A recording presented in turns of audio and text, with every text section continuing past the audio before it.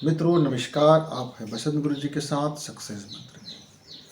हमारे बहुत से युवा अपनी एनर्जी को बेवजह की बहसबाजी में खराब कर देता है। वह अपनी उस जो ऊर्जा मिला हुआ है कुदरत से, यह नैसर्गिकता से, यह प्रकृति से, ये उसके जीवन के जो कोष से, जो उसके अंदर में मैग्नेटिक पावर है, जो जैव चुंबक है, वह अपने अनर्गल बातों में, इधर उधर की चीज़ों में वह बेवजह खपत कर देता है। और जब सफलता के लिए तैयारी करने की बात आती है, अपना बेस्ट करने के बाद आता है, अपने पूरे सामर्थ्य के साथ जूझने की बात आती है, संघर्ष करने की बात आती है, तब क्या होता है उस वक्त में फिर वह चूक जाता है। चूकने का कारण क्या है कि आपके पास जितनी ऊर्जा था, जो आपके पास ज्ञान थी, विद्वता थी, बोलने की कला थी, जूझने की कला थी, संघर्ष करने की क्षमता था, किसी चीज़ को समझने की जो ताकत थी, जो आपका कुल अवकात था, इस द टोटली आपका जो सामर्थ्य था, उसमें आपने इधर गंवा दिया, उधर गंवा दिया। छोटी छोटी बातों में बहस करने लगे, कभी शिक्षकों से बहस, कभी दोस्तों से बहस, कभी माता पिता से बहस, कभी कोई भी बस में चल रहे हैं तो कंडक्टर से बहस हो गया, कुर्सी में बैठना है तो बगल वाले से बहस हो गया, कहीं भी जाते आते बहस करने लगते हैं, कहीं भी कुछ हो जाता है। तो ये जो बहस करने की प्रवृत्ति से आपकी एनर्जी जहाँ तहाँ वह निकलते चला जाता है और अंत में रीता हो जाता है जब आपको ज़रूरत पड़ती है। तो मित्रों, सफल होना है तो बहस करने की प्रवृत्ति से दूर रहो। उतना ही बहस करो जितने आपकी सकारात्मक ऊर्जा को और वो बढ़ाता हो। वह घटाने वाली नकारात्मक बहस से अपने आप को बचाइए।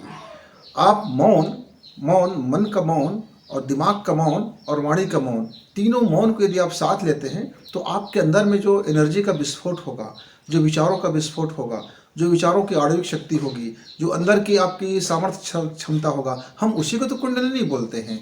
वही तो हमारा नाभि चक्र है, वही तो हमारा आपका हृदय चक्र है, वही तो हमारा अनाहत चक्र है कि जो ऊर्जा हमारे जिसके लिए बना हुआ है उस एनर्जी का हम उपयोग करते हैं। तो मित्र, हमारे अधिकांश मित्र हम देखते हैं 9वीं 10वीं 11वीं 12वीं कॉलेज में पढ़ने वाले और प्रतियोगी परीक्षा में बैठने वाले हमारे बहुत से युवा अपने दिनचर्या में 24 घंटे में वह 90% अपनी एनर्जी का दुरुपयोग करता है। वो बहा देता है, बिना सोचे विचारे निकाल देता है, फेंक देता है। अब बच जाता है 10%, और 10% में वो यह सोचता है कि जीवन के अधिकतम कार्य में हम सफल बन जाएं। तो मित्रों, कैसे संभव होगा? आप मार्केट में गए हैं, आपको 1 रुपए की कोई वस्तु खरीदना है और आपने अपना 90 पैसा इधर उधर के बकवास चीज़ों में आपने खर्च कर दिया, गोलगप्पे में उड़ा दिए, चाट पकौड़े में उड़ा दिए और इधर उधर के बकवास चीज़ों में आपने खर्च कर दिया। अब आप जब मूल्य चुकाना हो गया, अब मूल्य चुकाने के लिए आपको पास 1 रुपये की आवश्यकता है। अब आपके पास शेष बचा धनराशि कितना बच गया? 10 पैसे। अब आप फिर सोचते हैं कि वह मूल्य कैसे मैं चुकाऊं। फिर वह वस्तु आपके हाथ आता नहीं है, क्योंकि अगला जो दुकानदार है वह बिना अपना मूल्य लिए वो आपको 1 रुपये का सामान देता नहीं है। आपके पास 10 पैसा है तो 10 पैसे की सफलता वो दे देता है, 10 पैसे की सामान दे देता है, 10 पैसे के हिसाब से छटाक दे देता है आपको। फिर आप रोने लगते हो कि हमने इतनी मेहनत किया, हम इतने विद्वान हैं, हम इतने पढ़े लिखे हैं, हम इतने ब्रिलियंट हैं, हम इतना जानते हैं, हम इतना ये करते हैं, हमारे पास इतनी कुवत है, हमारे इतने समर्थशाली होते हुए भी हम वह सफलता अर्जित नहीं कर पाए। दुनिया बड़ी बेकार है, भ्रष्टाचार से भरा हुआ है, लोग अच्छे नहीं हैं, संसार अच्छा नहीं है, वगैरह वगैरह। फिर आप एक बहसबाजी में उतर जाते हो, फिर आप अपनी एनर्जी का दुरुपयोग करते हो, फिर आप अपने एनर्जी को फेंकने लगते हो। तो मित्रों, कोई फेंका हुआ चीज़ से कभी कोई सार्थक कार्य नहीं होता। एक चीज़ और समझ लीजिए, यदि आपके पास एक आपने देखा होगा, गैस चूल्हे का एग्जांपल ले लीजिए। हर घरों में गैस चूल्हा होता है। एक गैस चूल्हे एक पतली पाइप से एक बर्नर में ला करके जलाई जाती है। बर्नर के आने तक का रास्ता, बीच में एक जगह ऑक्सीजन लेने का मार्ग रहता है।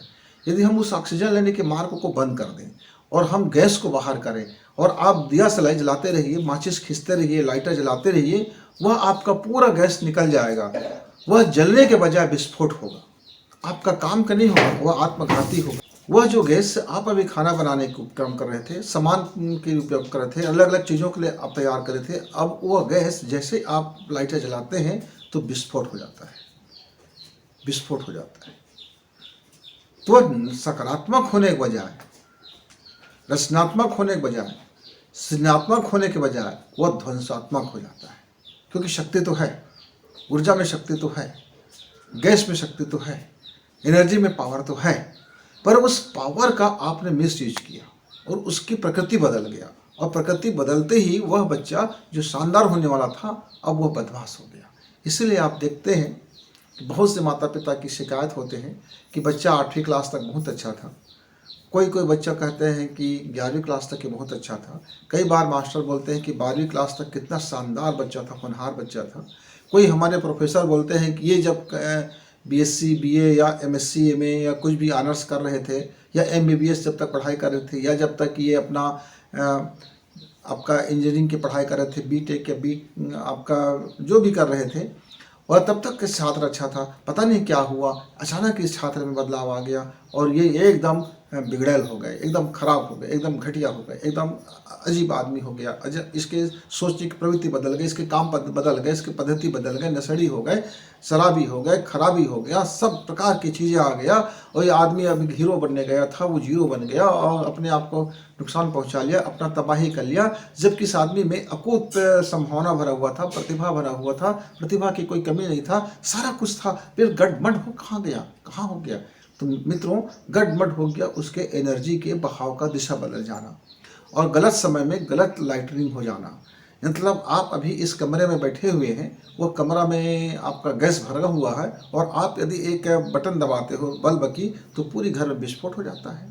लेकिन आप यदि आपका रोशनदान लगा हुआ है, ऑक्सीजन बाहर निकल रहा है, गैस बाहर निकल रहा है और आपने बर्नर सही रखा हुआ है, आपने गैस को लीक होने से बचा लिया है, सही पाइप में सही बर्नर में जा रहा है और आपका जो माचिस लगा देते हैं, आग लगा देते हैं, अब वो बर्नर आपका भोजन पकाने में काम आ गया, आपके कामों को करने में काम आ गया। अब कहीं कोई नुकसान नहीं हो रहा है। वही बिजली की जो तार जिस पर अभी घर में आग लग गया था अब पूरे प्रकाश दे रहा है, आपका एसी चल रहा है, पंखा चल रहा है, कूलर चल रहा है, मशीनें चल रही हैं, बड़े बड़े कारखाने चल रहे हैं, बड़े बड़े तोप खाने बनाए जा रहे हैं, बड़े बड़े औजार बनाए जा रहे हैं, प्रगति के संसाधन जुटाए जा रहे हैं। वो वही तो है, एनर्जी तो वही है, बस उसकी दुरुपयोगता को रोका गया, उसकी छिद्रता को रोका गया, उसकी खराबी को रोका गया, उसकी बहसबाजियों को रोका गया। तो मित्र, चाहे आप हाई स्कूल में पढ़ने वाले हो, कॉलेज में पढ़ने वाले हो, या फिर आप प्रतियोगी परीक्षा तैयारी करने वाले हो, या फिर आप एक नौकरी पेशा हो, या आप एक उद्योग धंधा करने वाले हो, चाहे आप एक कामगार व्यक्ति हो, चाहे एक मजदूर हो, चाहे एक किसान भाई हो, आपका काम, आपका क्षेत्र कुछ भी हो सकता है, लेकिन एनर्जी को जब तक बहसबाजी में लगाओगे आपकी सफलता संदिग्ध बनी रहेगी, क्योंकि तब आपको अपने बेस्ट की आवश्यकता के समय आपके पास वह कमी होने की संभावना बने रहेगा। इसीलिए मौन की साधना को हम कहते हैं एक आणविक साधना है। मौन की साधना में महर्षि अरविंद ने जीवन पर्यंत बिता दिया और वह कहते थे सविता की साधना यदि करना है, इस संसार को बदलने की क्षमता रखना है तो वह मौन वाणी ही होता है। वो मौन की साधना से हम पूरी संसार की क्षमता को बदल सकते हैं, युग को बदल सकते हैं, युग परिवर्तन कर सकते हैं। तो हम अपनी लाइफ परिवर्तन नहीं कर सकते क्या?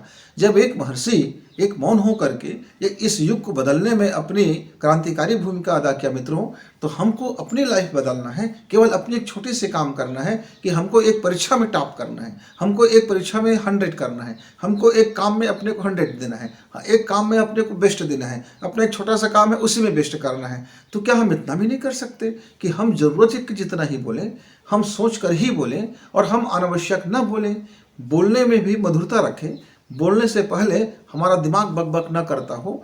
एक मित्र हमारे थे, मैं उसकी एक कहानी बताता हूँ फिर अपनी बात समाप्त करूँगा।